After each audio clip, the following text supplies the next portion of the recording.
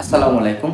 রসায়নের ষষ্ঠ অধ্যায় আরও একটি গুরুত্বপূর্ণ বিষয় হলো শতকরা সংযুক্তি নির্ণয়। আমরা এখন শতকরা সংযুক্তি নির্ণয় শিখব।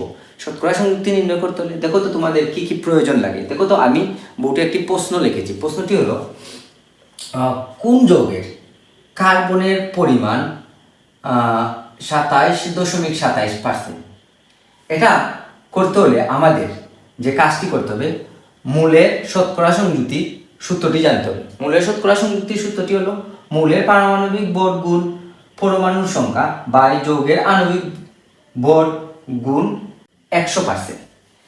এটার সাহায্যে আমরা এই চারটি মৌলের শতকরা সংযুক্তি করার চেষ্টা করব। দেখো তো তোমরা প্রথমে CH4 অর্থাৎ মিথেনের আণবিক ভর আমরা জানি। কার্বন এর পারমাণবিক সংখ্যা অবশ্যই 6 এবং তার আণবিক ভর 12 এবং হাইড্রোজেন 1 এবং অণু গুণ হিসাবে থাকে, তার মানে 4। দেখো তো 12 এর সাথে যদি আমরা 4 যোগ করি তার মানে 16 আসে। তার দেখো তো তোমরা এখন আমাদের প্রশ্নে বলা আছে কার্বনের কথা বলা আছে, তার মানে কার্বন 12 গুণ 100 বাই সূত্রটি হলো যৌগের আণবিক ভরটি হলো 16। এখন তোমরা ক্যালকুলেটরের সাহায্যে এটি গুণ এবং ভাগ করে নেবে। ক্যালকুলেটরের সাহায্যে এটা গুণ এবং ভাগ করে নেবে। 12 গুণ 100 তার মানে 1200 ভাগ 16 তোমাদের আছে। দেখো তো 75%। তার মানে আমাদের প্রশ্নে বলা আছে 27.27%।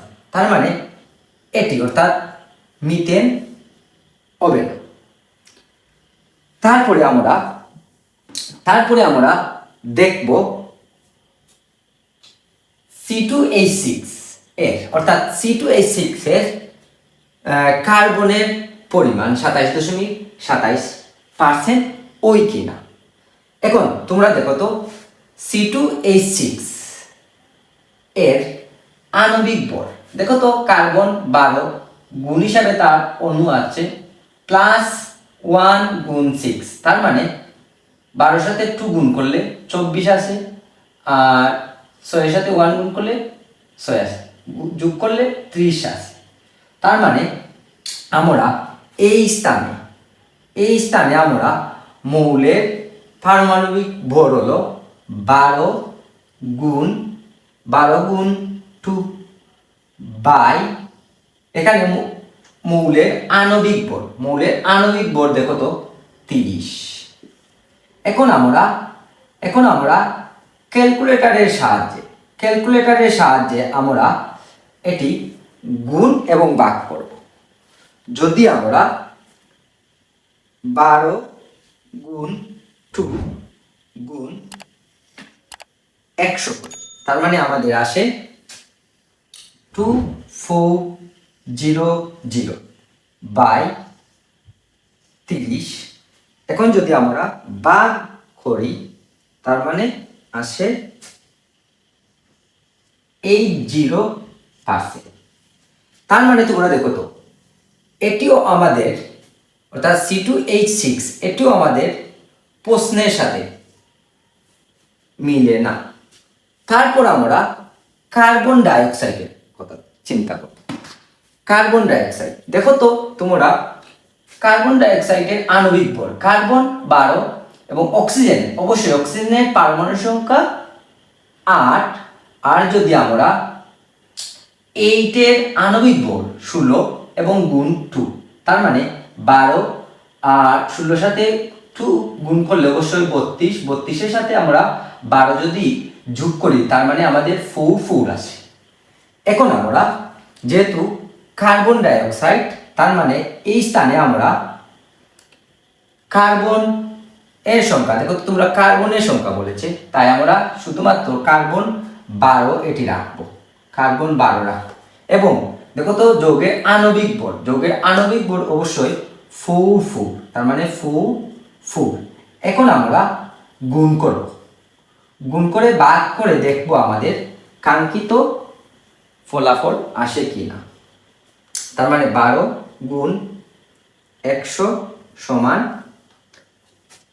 1200/4 ভাগ 4 তার মানে 27.277%। তোমরা দেখো তো আমাদের প্রশ্নের সাথে কার্বন ডাই অক্সাইডের প্রশ্নটি মিলে গেছে, তার মানে আমাদের উত্তরটি হবে অবশ্যই এই প্রশ্নটি, এটি হবে অর্থাৎ এই ঘ নাম্বার প্রশ্নটি হবে আমাদের সঠিক উত্তর। এখন তোমরা দেখতে পারো সিও এর যৌগটি দেখতে পারো। আশা করি এটা আর দেখার প্রয়োজন হয় না, কারণ আমরা আমাদের প্রশ্নের সাথে এটা মিলে গেছে।